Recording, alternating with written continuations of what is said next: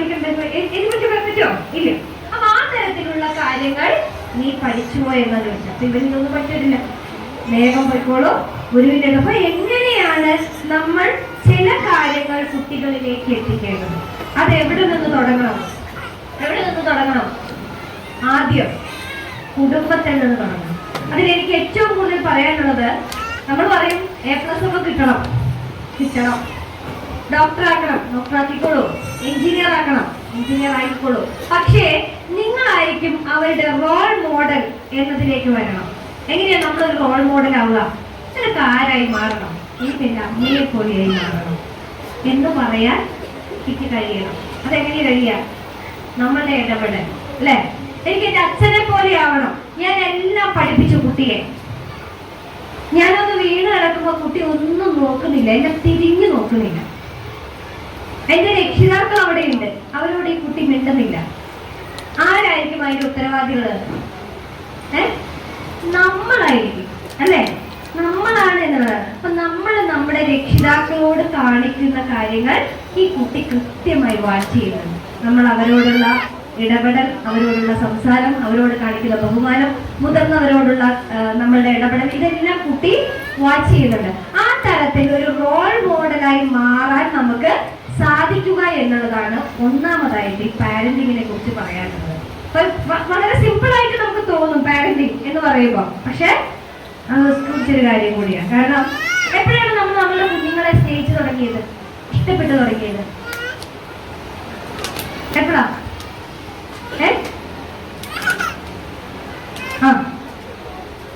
അതെങ്ങനെയാണ് അതിന്റെ ഉത്തരം?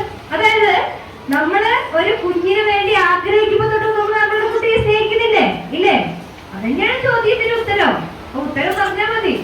ചോദ്യം തെറ്റുന്നതാണ് എപ്പോൾ മുതൽ. പക്ഷേ കുട്ടിയിലേക്ക് വന്നു ചേർന്ന മറ്റു ഘടകങ്ങളോ അവരെ കണ്ടതിന് ശേഷം വരുന്നതാണ് അല്ലേ. അപ്പൊ നമ്മൾ എന്താണ് അവരിൽ നിന്ന് ആഗ്രഹിക്കുന്നത്, അല്ലെങ്കിൽ അവര് എങ്ങനെയാണ് നമ്മൾ കാണുന്നത് എന്ന് ബോധ്യപ്പെടുത്താൻ നമുക്ക് കഴിയണം. ആ തരത്തിൽ 3 തരം പാരന്റ്സ് ആണ് നമുക്ക് ഇരിക്കുന്നത്. ഒന്നാമത്തെ പാരന്റ്സ് എന്ന് പറയുന്നത് ഓതോറിറ്റേറിയൻ പാരന്റ്സ് എന്നാ പറയാം. അതായത് ഒരു ഉദാഹരണം പറയുന്നത് ചാക്കോമാറ്റിന്റെ സ്വഭാവമായിരിക്കും. ചാക്കോമാറ്റിനെ അറിയില്ലേ? സ്ഫടികത്തിലെ എന്താ ചാക്കോമാറ്റിന്റെ പ്രത്യേകത? മാത്സിലാണ്. അതായത് വിട്ടുവീഴ്ചയ്ക്ക് തയ്യാറല്ല. എന്താണോ ആ രക്ഷിതാവ് ആഗ്രഹിക്കുന്നത് അതിനപ്പുറത്തേക്ക് ഈ കുട്ടിക്ക് കടക്കാൻ പറ്റില്ല. കുട്ടിയുടെ തന്നെ നമുക്കറിയാം അല്ലെ, സോപ്പ് പെട്ടിയിലൊക്കെ എന്തെല്ലാം വിദ്യകളാണ് കണ്ടിട്ട്, ഒരു ബെല്ലൊക്കെ അല്ലെ. അപ്പൊ അവന്റെ ആ സർഗാത്മകത ഒന്നും പരിഗണിക്കാതെ, അവന്റെ ഒരു കാര്യവും ശ്രദ്ധിക്കാതെ അദ്ദേഹം പറയുന്ന ആ അച്ചടക്കത്തിൽ, ആ കർശന നടപടികളിൽ മാത്രം ജീവിക്കണം. എങ്കിൽ മാത്രമേ ഈ കുട്ടി നല്ലവനാകൂ. ആ രക്ഷിതാവ് കല്ല. അതാണ് ഒന്നാമത്തെ വിഭാഗം. രണ്ടാമത്തെ വിഭാഗം എന്ന് പറയുന്നത് പെർമിസീവ് പാരന്റ്സ് എന്ന് പറയും. പെർമിസീവ് പാരന്റ്സ് എന്ത് ചോദിച്ചാലും ചെയ്തോളൂ. ഫോൺ വേണോ? ഫോൺ വേണം. ലാപ്ടോപ്പ് വേണോ? ലാപ്ടോപ്പ് തരും. ഇനി എന്താ വേണ്ട? ടാബ് വേണോ? മേടിച്ചു, പൊട്ടിച്ചു. നാളെ വേണോ? നാളെയും തരും. അങ്ങനെ കുട്ടി എന്ത് ചോദിച്ചാലും കൊടുക്കുന്ന, എന്താവശ്യം പറഞ്ഞാലും ചെയ്തു കൊടുക്കുന്ന പാരന്റ്സ്. അവിടെ എന്താ സംഭവിക്കുക? അവിടെ ഈ കുട്ടിക്ക്, നമ്മൾ നേരത്തെ പറഞ്ഞില്ലേ, ബുദ്ധിയുടെ പല തലങ്ങളുണ്ട്, പല ബുദ്ധി തലത്തിലാണ് കുട്ടികളുള്ളത്. അവിടെ ഈ കുട്ടിക്ക് ഒരു ഇമോഷൻസ് കൺട്രോൾ ചെയ്യാൻ പറ്റില്ല. ഇന്നിപ്പോ നിങ്ങൾ കേട്ടിട്ടുണ്ടാവും വളരെ വിഷമകരമായിട്ടുള്ള ഒരു വാർത്ത. ഒരു പാലക്കാട് സ്കൂളിൽ ഒരു കുട്ടി മരിച്ചിട്ടുണ്ട്. അതിന്റെ കാരണം വീട്ടില് ആരോ വഴക്ക് പറഞ്ഞതാണ്. അതായത് ചെറിയൊരു വിഷമം പോലും കുട്ടിക്ക് സഹിക്കാൻ പറ്റില്ല. പണ്ട് 5ഉം 6ഉം 7ഉം 8ഉം 10 കുട്ടികളുണ്ടായിരുന്നു ഈ ഒരു പ്രശ്നം ഉണ്ടായിരുന്നത്. ഇപ്പൊ എന്താണ്, നമുക്ക് ഉണ്ടാകുന്ന ഒരു കുഞ്ഞിനെ നമ്മൾ എത്രത്തോളം പാമ്പർ ചെയ്ത വളർത്തുക അല്ലെ. അവർക്ക് ഒരു കുറവും ഉണ്ടാകരുത്, നമ്മൾ അനുഭവിച്ചുള്ള ഒരു ബുദ്ധിമുട്ടും അവർക്ക് അറിയരുത് എന്നുള്ളതില് ഇങ്ങനെ കുട്ടി പറയുന്നത് എന്തും, കുട്ടി ആവശ്യപ്പെടുന്നത് എന്തും ചെയ്തു കൊടുക്കുന്ന പാരന്റ്സ് ആണ് ഈ പെർമിസീവ് പാരന്റ്സ് എന്ന് പറയുന്നത്. അപ്പൊ അവിടെ ഈ കുട്ടിക്ക് ഇമോഷൻസ് കൺട്രോൾ ചെയ്യാൻ പറ്റില്ല. ഒരു വ്യത്യസ്തമായ സാഹചര്യം വന്നാൽ അതിനോട് പൊരുത്തപ്പെടാനും ജീവിക്കാനും ഈ കുട്ടിക്ക് പറ്റില്ല. ഏറ്റവും ലാസ്റ്റത്തെ പാരന്റ്സ് ഗ്രൂപ്പ് എന്ന് പറയുന്നത് ഓതോറിറ്റേറ്റീവ് പാരന്റ്സ് എന്നാണ്. അതായത് അവിടെ കുട്ടിയെ അറിഞ്ഞുകൊണ്ടാണ് രക്ഷിതാവ് കാര്യങ്ങൾ ചെയ്യുക. അപ്പൊ എന്താണ്, എങ്ങനെയൊക്കെ എനിക്ക് കുട്ടിയെ അറിയാം, കുട്ടിയുടെ ആവശ്യങ്ങൾ അറിയും, എല്ലാം പറഞ്ഞു കൊടുക്കുകയെല്ലാം ചെയ്യാം. പിന്നെയോ ചോദ്യങ്ങൾ ചോദിക്കുക എന്നുള്ളതാണ്. അതായത് കുട്ടിയുടെ ചിന്തയെ സ്റ്റിമുലേറ്റ് ചെയ്യണം, ചിന്തയെ ഉദ്ദീപിപ്പിക്കാനുള്ള ചോദ്യങ്ങൾ ചോദിക്കുക. അതായത് നിങ്ങൾ കുട്ടികൾ വരുമ്പോൾ ചോദിക്കുന്ന ചോദ്യങ്ങളില്ലേ, ഇന്ന് ആരാ വന്നത്, എന്നിട്ട് എന്തൊക്കെയാ പഠിപ്പിച്ചത്, ആ സമയം എന്താവും, ആ കുട്ടി ക്ലാസ്സിൽ വന്ന കാര്യങ്ങളൊക്കെ ഒന്നുകൂടെ റിവൈൻഡ് ചെയ്യും. ഇന്നിപ്പോ ആ ടീച്ചർ വന്നു, എന്നിട്ട് മലയാളം എടുക്കും അല്ലെ, എന്നിട്ട് എന്താ മലയാളത്തിൽ പറഞ്ഞത്, നിനക്ക് മനസ്സിലായോ, പഠിപ്പിച്ചത് എന്തെങ്കിലും മനസ്സിലായോ, അപ്പൊ കുട്ടി റിവൈൻഡ് ചെയ്യും. അങ്ങനെ ചിന്തയെ ഉദ്ദീപിപ്പിക്കുന്ന ചോദ്യങ്ങൾ ചോദിക്കുന്ന ഒരാൾ ഒരു നല്ല പാരന്റ് ആണ്. ഞാൻ നിങ്ങളോട് ചോദിക്കുകയാണ്, ഒരു പാടം കുറെ കാലമായിട്ട് കൃഷി ചെയ്യുന്നില്ല, ആ പാടത്തിന് എന്തെങ്കിലും സംഭവിക്കുമോ? കൃഷി ചെയ്തുകൊണ്ടിരുന്നൊരു പാടാണ്, ഒരു 5-8 വർഷമായിട്ട് അവിടെ ഒരു കൃഷി നടക്കുന്നില്ല, ആ പാടത്തിന് എന്തെങ്കിലും സംഭവിക്കുമോ? പുല്ലും കാടൊക്കെ വളരും, പിന്നെ ഇനി കൃഷി ചെയ്താൽ പഴയ പോലെ വിളവ് ഉണ്ടാവോ? അതിന്റെ കാരണം എന്താ? വളക്കൂറ് നഷ്ടപ്പെട്ടു. പിന്നെ ചിന്തിക്കേ, വെള്ളം പിടിച്ചേക്കാനുള്ള ശക്തി ഉണ്ടാവില്ല. അതായത് ഈ മണ്ണിന് വെള്ളം പിടിച്ചു നിർത്താനുള്ള അതിന്റെ ശക്തി നഷ്ടപ്പെട്ടു പോയിട്ടുണ്ടാവും. അപ്പൊ ആ തരത്തില് ഞാൻ നിങ്ങളോട് ചോദിച്ചൊരു ചോദ്യം കേട്ടോ, നമ്മള് കുട്ടികളുടെ ചിന്തയെ ഉദ്ദീപിപ്പിക്കുന്ന തരത്തിലുള്ള ചെറിയ ചെറിയ ചോദ്യങ്ങൾ ചോദിച്ചുകൊണ്ട് വേണം അവരോട് ഇടപഴകാൻ എന്നുള്ളതാണ്. ഇനി മറ്റൊന്ന്, നമ്മള് നേരത്തെ പറഞ്ഞതുപോലെ അവരുടെ വികാരങ്ങൾക്ക് പ്രാധാന്യം കൊടുക്കുക എന്നുള്ളതാണ്. ഞാൻ നേരത്തെ പറഞ്ഞ കൗമാരക്കാരാണ്, അപ്പോ കൗമാരത്തിലാണോ? ആണ്. ബാല്യത്തിലാണോ? ആണ്. അപ്പൊ ഈ സമയത്തൊരു പ്രത്യേകത എന്ന് പറഞ്ഞാൽ നമ്മുടെ സ്ത്രീ ഹോർമോണുകളാണെങ്കിലും പുരുഷ ഹോർമോണുകളാണെങ്കിലും ചില ചേഞ്ചസ് അവരിൽ വളർത്തുന്ന ഒരു സമയമാണ്. അതായത് ഏറ്റവും കൂടുതൽ അവർ ഇഷ്ടപ്പെടുക ആരോട് സംസാരിക്കാനായിരിക്കും? നമ്മളോടാണോ? ആണോ? അല്ല, അവര് അവരുടെ കൂട്ടുകാരോട് സംസാരിക്കാൻ ഇഷ്ടപ്പെടുക. അപ്പൊ നമ്മൾ അവരുടെ കൂട്ടുകാരായി മാറുക എന്നുള്ളതാണ് ഒന്നാമത്തെ നമ്മൾ ചെയ്യേണ്ടത്. എങ്കിൽ മാത്രം അവർ നമ്മളോട് എല്ലാ കാര്യങ്ങളും പറയുകയുള്ളൂ. മറ്റൊന്ന്, ഈ ഹോർമോൺ ചേഞ്ചസ് ഉണ്ടാകുന്നത് കൊണ്ട് തന്നെ അവർ മറ്റു പലതിലേക്കും തിരിയാനുള്ള ഒരു ചാൻസ് കൂടി അവരിൽ ഉണ്ടാവും. ഈ ചെറിയ കുഞ്ഞു കുഞ്ഞു പ്രണയങ്ങളൊക്കെ ഉണ്ടാകുന്ന ഒരു സമയമാണ്. അത് അവരുടെ കുറ്റമല്ല. ആരുടെ കുറ്റാണ്? നമ്മുടെ തലച്ചോറിലെ ന്യൂറോണുകൾ, നമ്മളുടെ തലച്ചോറിൽ കുഞ്ഞു കുഞ്ഞു നാരുകളുണ്ട്. ആ നാരുകളാണ് നമ്മളുടെ ചിന്തയെയും വികാരങ്ങളെയും ഒക്കെ ഇങ്ങനെ നമ്മളിൽ എങ്ങനെ പ്രവർത്തിക്കണം, നമ്മളിപ്പോ നടക്കണം അല്ലെ, ഇതെല്ലാം പ്രവർത്തനങ്ങൾ നടക്കുന്നത് നമ്മുടെ തലച്ചോറാണ്. അപ്പൊ ഇവരുടെ ഈ തലച്ചോറിലെ ഈ ഹോർമോണുകൾ സ്വാധീനിക്കും. അപ്പൊ ചിലപ്പോൾ നമ്മൾ എന്തെങ്കിലും കാര്യം ചെയ്യുമ്പോൾ ഇവരെ ദേഷ്യപ്പെടും. നമുക്ക് സഹിക്കോ? അപ്പോഴായിരിക്കും പറയാ, 10 മാസം നിന്നെ തെറ്റുപോറ്റി അത്ര കഷ്ടപ്പെട്ടിട്ടുണ്ടെന്ന് അറിയോ? ഒരാളെയും കേൾക്കുമോ? ആരും കേൾക്കില്ല. ഇതൊന്നും കേൾക്കാൻ ഇവർക്ക് താല്പര്യമേ ഇല്ല. നമുക്കുണ്ടോ? നമ്മളെപ്പോ ഒരാൾ ഉപദേശിക്കാം, നീ അന്ന് ചെയ്തത് ശരിയായിട്ടില്ല കേട്ടോ, അത് അത്ര അങ്ങനെയല്ല അത് ചെയ്യണ്ടേ, നമുക്കത് ഇഷ്ടപ്പെടുമോ? ഇത്ര പോലും സഹിക്കാൻ അല്ലെങ്കിൽ ഇത്ര പോലും സമയം ഈ കുട്ടികൾക്കില്ല. കാരണം നമ്മളിൽ നിന്ന് വ്യത്യസ്തരാണ് അവര്. കാരണം അവര് ഈ 30 സെക്കൻഡ് സമയം കണ്ടില്ലേ സ്റ്റാറ്റസിന്, ആ സമയമേ ഉള്ളൂ അവർക്ക് ശ്രദ്ധിക്കാനുള്ള സമയം എന്ന് പറയുന്നത്. അതുകൊണ്ടാണ് ഇവരെയൊക്കെ കണ്ടുകൊണ്ടാണ് ഈ സ്റ്റാറ്റസിന്റെ സമയം പോലും വെച്ചിട്ടുള്ളത്. അപ്പൊ ഇവരുടെ ഈ ഇമോഷൻസ് പുറത്തെയാണ്. ദേഷ്യം പിടിക്കും പറയാം, മിണ്ടിപ്പോകുന്നു, ഞാൻ ആരാ, ഞാൻ നിന്റെ ഉപ്പയാണ്. അപ്പൊ ആ തരത്തില് അവരുടെ ഇമോഷൻസിനെ സപ്രസ് ചെയ്ത് വെച്ചാൽ എന്താവും? ഇങ്ങനെ ഇവർ അടക്കി വെച്ചിട്ട് ഒരു പൊട്ടിത്തെറിക്കണം.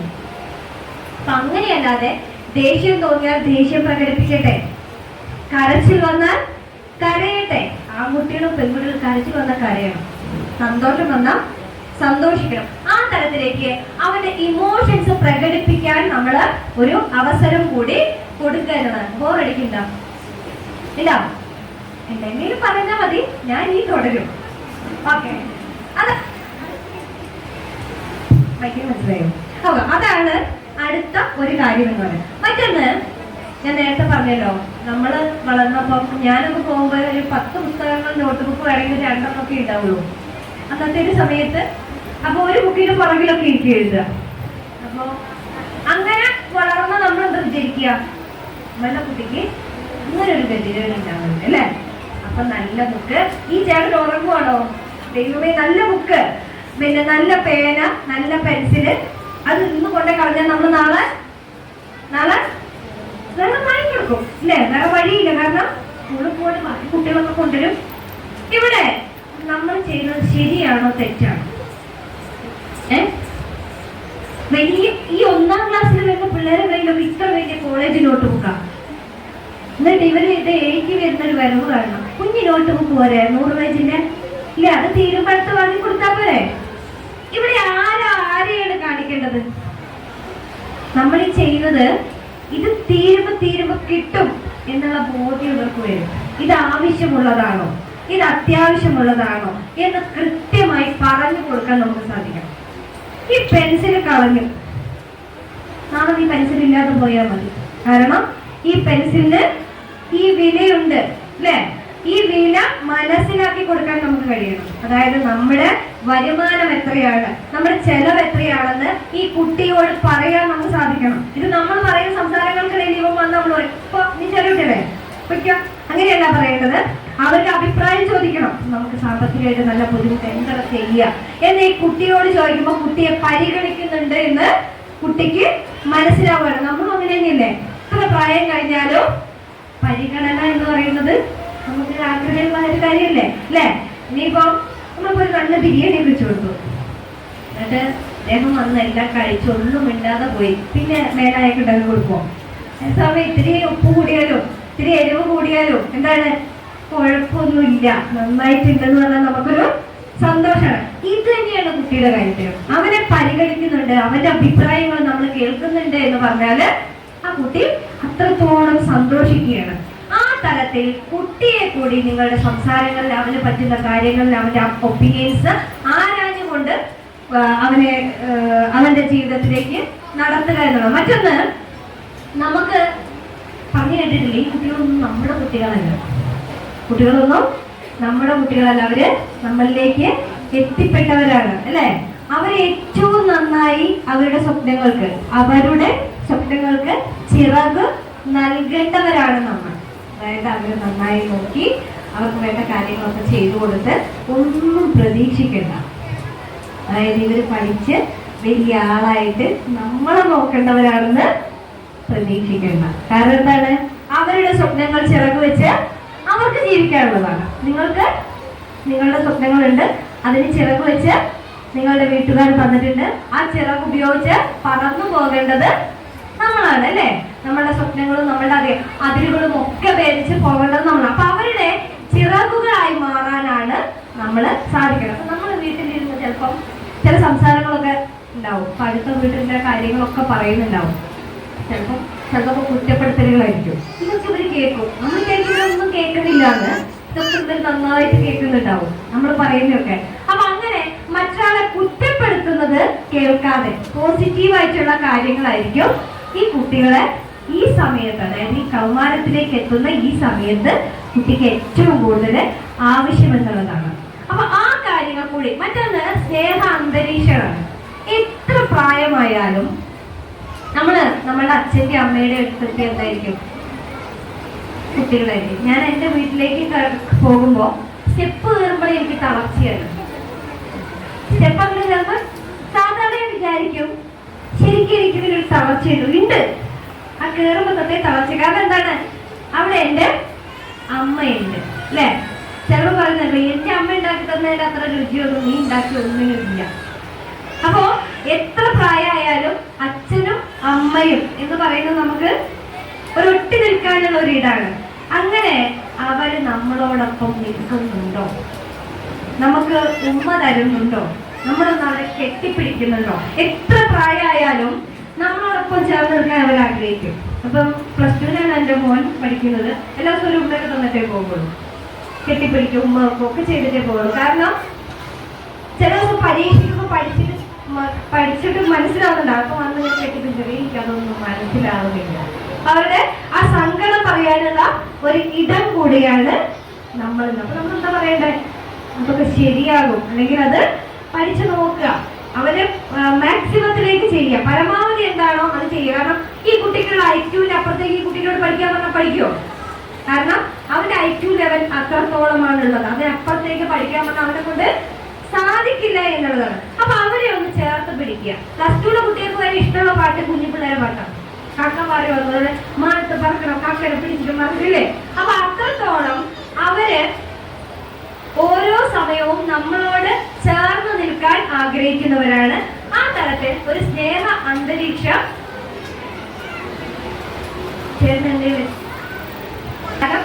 ഒരു വല്ലാത്ത കാലമാണ്.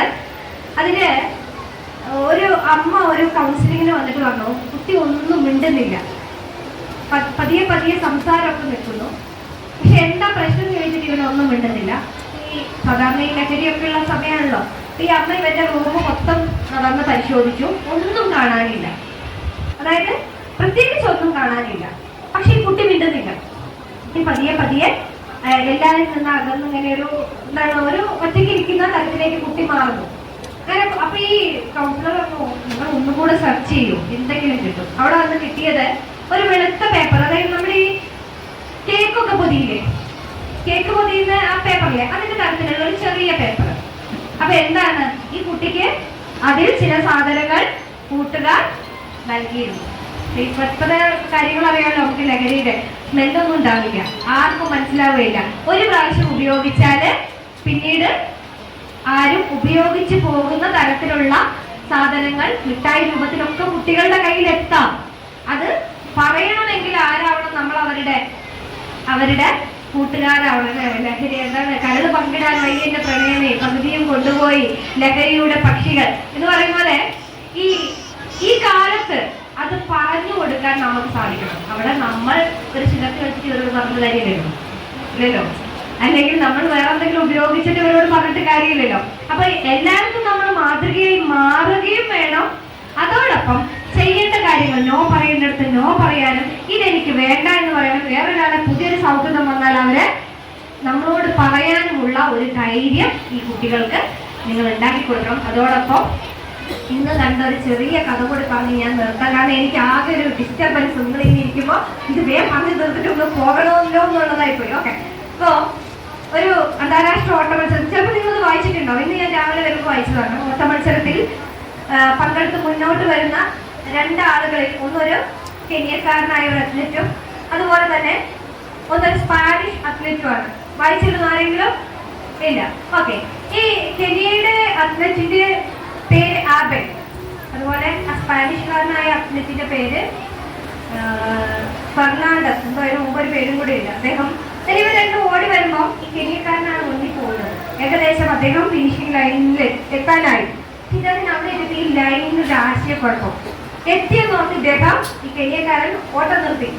അപ്പൊ പുറകിൽ വരുന്ന ആ സ്പാനിഷ് അത്ലറ്റ് പറയുന്നത്, ഓടിക്കോ ഓടിക്കോ, എത്തിയിട്ടില്ല, നീ എത്തേണ്ട സ്ഥലത്ത് എത്തിയിട്ടില്ല, ഓടിക്കണം. ഷീൽ പറയുന്നത് സ്പാനിഷല്ലേ. ഈ കെനിയക്കാരൻ ഇതൊന്നും മനസ്സിലായിട്ടില്ല. അപ്പൊ ഇദ്ദേഹം അനങ്ങാതെ നിൽക്കുമ്പോൾ ഇദ്ദേഹത്തിന് മനസ്സിലായി, സ്പാനിഷുകാരനായ അത്ലറ്റ് മനസ്സിലായി, ഞാൻ പറഞ്ഞതൊന്നും ഇദ്ദേഹത്തിന് മനസ്സിലായില്ല. ഇദ്ദേഹം ഒന്നും നോക്കി ഓടി വന്ന് ഇയാളെ കുറിച്ച് ഒറ്റുകൊണ്ട് ഇയാള് ഫിനിഷിംഗ് ലൈൻ ക്രോസ് ചെയ്തു, ജയിച്ചു. അപ്പോ ആൾക്കൂട്ടങ്ങള് എല്ലാവരും കൈയടിച്ചു. അതിൽ നിന്നൊരു പത്രപ്രവർത്തകൻ ഇദ്ദേഹത്തോട് ചോദിച്ചു, നിങ്ങൾ എന്തിനാണ് അയാളെ ഉന്തി വിട്ട് വിജയത്തിലേക്ക് എത്തിച്ചത്? ഇല്ലെങ്കിൽ ആരാവും വിജയി, ഇല്ലെങ്കിൽ ആരാവും വിജയി? ഈ സ്പാനിഷുകാരനാണ് വിജയി, എന്തിനാണ് നിങ്ങൾ അങ്ങനെ ചെയ്തത്? അപ്പൊ അദ്ദേഹം ചോദിച്ചു, ഇതാണ് പറഞ്ഞത്, അവന്റെ ആശയക്കുഴപ്പത്തിൽ ഞാൻ ജയിച്ചാൽ അത് എന്റെ ജയമാവുമോ? അവന്റെ ആശയക്കുഴപ്പത്തിൽ ഞാൻ ജയിച്ചാൽ അത് എന്റെ ജയമാവുമോ? ഇത് കണ്ടാൽ എന്റെ അമ്മ എന്ത് കരുതും? ഇത് കണ്ടാൽ എന്റെ അമ്മ എന്ത് കരുതും? ഈ അമ്മ പഠിപ്പിച്ച പല മൂല്യങ്ങളും മനോഭാവങ്ങളുമാണ് കരുത്തായി വന്നത്. അതുപോലെ തന്നെ എന്റെ പല വിജയിക്കുന്ന വേളകളിലും മുൻപേ ഓടിയവൻ പെട്ടെന്ന് വീഴുന്നു, അല്ലെ, അടുത്ത സെക്കൻഡിൽ വിജയിക്കുമെന്നുള്ള തിരിഞ്ഞു നിന്ന് ഇദ്ദേഹത്തെ വന്നത്. അപ്പൊ അതല്ലേ വേണ്ടത്?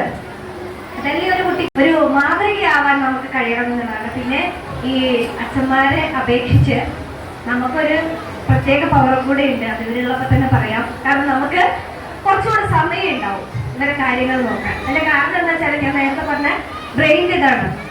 നമുക്ക് കുറെ കാര്യങ്ങൾ ഒരേ സമയം ചെയ്യാൻ പറ്റും. ചിലപ്പോൾ അംഗീകരിച്ച് തന്നില്ലെങ്കിലും അത് സത്യമാണ്, ശാസ്ത്രം തെളിയിക്കും. എന്താണ്, നമ്മളുടെ ന്യൂറോണുകൾ കുറച്ചുകൂടി കട്ടി കൂടിയതാണ്, കണക്ഷൻ കട്ടി കൂടി. അതുകൊണ്ട് നമ്മൾ ഫോൺ വിളിക്കും, അരിയിടും, ഫോൺ വിളിക്കും, പാത്രം കഴുകും അല്ലെ. പാത്രം കഴുകുന്നതിന്റെ ഇടയ്ക്ക് വേണമെങ്കിൽ കറിക്കുള്ളത് നുറുക്കും, അതിനിടയ്ക്ക് വേണമെങ്കിൽ കുട്ടിക്ക് വേണ്ട സാധനങ്ങളൊക്കെ എടുത്ത് വയ്ക്കും അല്ലേ, ചെയ്യില്ലേ?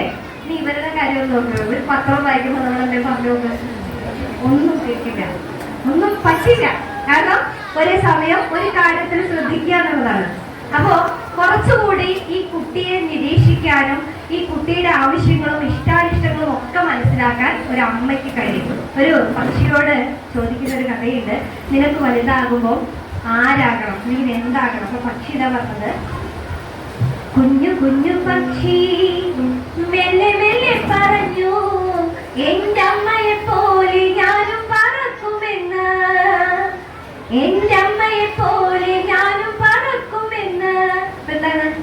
എന്റെ അമ്മയെ പോലെയാണ് എനിക്ക് ഈ ആകാശങ്ങളുടെ ഉയരങ്ങളിൽ ചിറക് വിരിച്ച് പറക്കണം. ഇതുപോലെ ചിറക് വിരിച്ച് അവന്റെ സ്വപ്നങ്ങൾ കണ്ട്, അവന്റെ സ്വപ്നങ്ങൾ, അതായത് നമ്മുടെ സ്വപ്നങ്ങളൊന്നും കാണിക്കണ്ട കേട്ടോ, എനിക്ക് ഡോക്ടർ ആവാൻ പറ്റില്ല, നീ ഡോക്ടർ ആവണം എന്ന് പറയണ്ട. അവന്റെ സ്വപ്നങ്ങൾക്ക് ചിറക് വിരിച്ച് ഈ ആകാശത്ത് പറന്നുയരാൻ, ഒരു മികച്ച മനുഷ്യരെ വാർത്തെടുക്കാൻ ഈ അധ്യാപകർക്കൊപ്പം ചേർന്ന് നിങ്ങൾക്കും നടക്കാൻ കഴിയട്ടെ എന്ന് മാത്രം പറഞ്ഞുകൊണ്ട് നിർത്തുന്നു. Thank you.